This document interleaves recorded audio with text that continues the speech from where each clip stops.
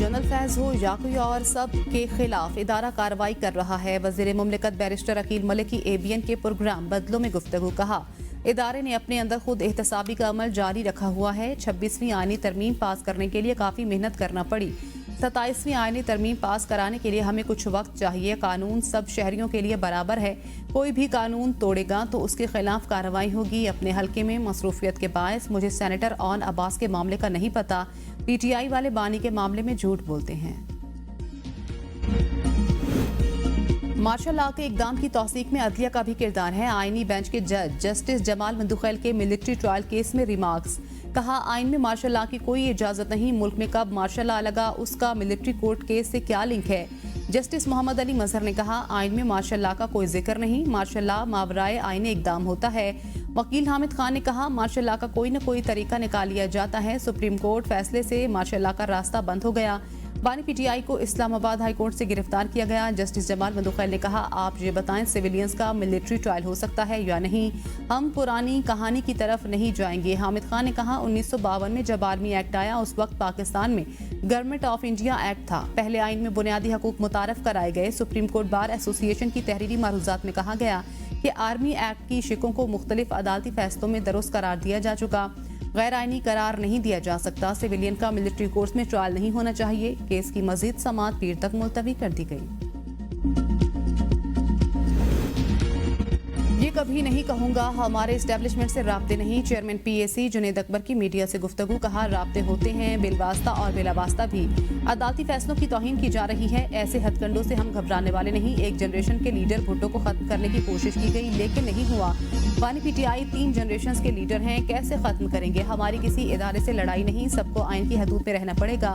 इदारों से राब्तों पर हमें कोई शर्म भी नहीं क्योंकि ये हमारे अपने अंदर हैं, इदारे हैं।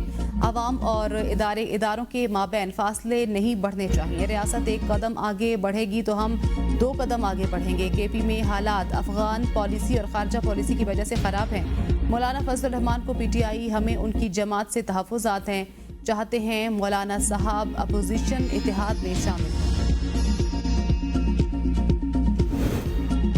ऑन अब्बास बप्पी की गिरफ्तारी के खिलाफ PTI अरकान का सेनेट इजलास से वॉकआउट। कायदे हिज़्ब इख्तिलाफ शिबली फराज ने कहा हमारे पास ऑन बप्पी की गिरफ्तारी की वीडियो है। गिरफ्तारी के वक्त घर में तोड़ फोड़ की गई। गिरफ्तार करने वालों ने कानूनी तकाजे पूरे नहीं किए। डिप्टी चेयरमैन सेनेट ने कहा कि ऑन अब्बास बप्पी की इस हाउस में इतनी ही इज्जत है जितनी सबकी। इस हाउस को किसी के दबाव या प्रेशर में आकर नहीं चलाएंगे। सेनेट का इजलास कानून के तहत चलेगा। वजीर कानून और सेनेटर आजम नजीर तारण ने कहा कि ऑन अब्बास बप्पी पर मुकदमा वाइल्ड लाइफ के तहत किया गया। मुअज़्ज़िज़ रुकन पर मुकदमा सूबाई मामला है। जिस हद तक मुमकिन हुआ सूबाई हुकूमत से मुअज़्ज़िज़ रुकन के लिए बात करेंगे। सेनेटर अली जफर ने कहा ऑन अब्बास बप्पी हमारे कोलीग हैं, जब तक वो ऐवान में नहीं आते कार्रवाई मुअत्तल कर दें। डिप्टी चेयरमैन सेनेट और मंजूर काकड़ में सख्त जुमलों का तबादला। मंजूर काकड़ ने डिप्टी चेयरमैन से कहा आप हाथ नीचे करके तमीज से बात करें। आप भी हमारी तरह सेनेटर हैं। मोहसिन अजीज के बिल पर अपोजिशन के वोट ज्यादा थे। उस वक्त कानून याद क्यों नहीं आया। हम खुद हुकूमत में हैं लेकिन ये मुनासिब नहीं किसी भी सेनेटर को उठा लिया जाए।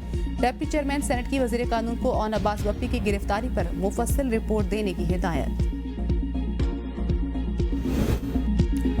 PTI के साथ अब मुफाहमत के बजाय मज़ाहमत की सियासत होगी। वज़ीर दिफा ख्वाजा आसिफ कहते हैं PTI ने मुफाहमत वाली कोई बात छोड़ी है। बानी मशवरों से बालातर हैं। उन्हें जादू मंत्र का मशवरा हो सकता है, सियासी मशवरा नहीं। जो हशर खतूत का पहले हुआ अब भी वही होगा। 3-4 मरतबा ये विफाक पर हमले कर चुके।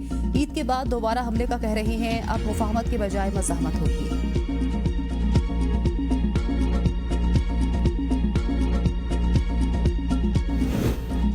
हमारे दौर में दहशतगर्दी खत्म और ड्रोन हमले रुक गए थे। ख्वाजा आसिफ कह रहे हैं जनरल बाजवा सारी सहूलत कारी कर रहे थे। रहनुमा PTI नईम हैदर पंजोता की ABN के प्रोग्राम बदलों में गुफ्तगू। इक़्तिदार की खातिर बानी PTI को मोरद इल्ज़ाम ठहराया जा रहा है। बानी PTI को झूठे केसेस में पाबंदी सलासिल किया गया। बानी PTI तक हमारी रसाई नामुमकिन हो गई। अदालती हुक्म के बावजूद मुलाकात नहीं कराई जा रही। जो भी जेल में हो उसका वकालतनामा पेश किया जाता है। ऑन अब्बास बप्पी के घर को किस कानून के तहत तोड़ा गया। वज़ीर आज़म की नौजवानों को तरबियती प्रोग्राम्स के मंसूबे की मंजूरी। मकामी सनतों में दरकार हुनर के हवाले से जामे डाटाबेस कायम करने की हिदायत। नेशनल यूथ एम्प्लॉयमेंट प्लान पर जायजा इजलास से खिताब में शहबाज शरीफ ने कहा, मंसूबे पर अमल दरामद के अमल की खुद निगरानी करूंगा। माहाना जायजा इजलास की भी खुद सदारत का फैसला। कहा, पाकिस्तान के बासलाहियत नौजवान मुल्क का सबसे कीमती असासा हैं। नौजवानों को पेशा वराना तरबियत और ज़रूरी हुनर की फराहमी से बरसरे रोजगार बना रहे हैं। नौजवानों को तरबियत की फराहमी से अफरादी कुव्वत की बरामद के फरोग के लिए इकदाम कर रहे हैं। वज़ीर आज़म को आइंदा 4 बरस में तरबियत और रोजगार के मौके फराहम करने के लाएअमल से आगाह किया गया।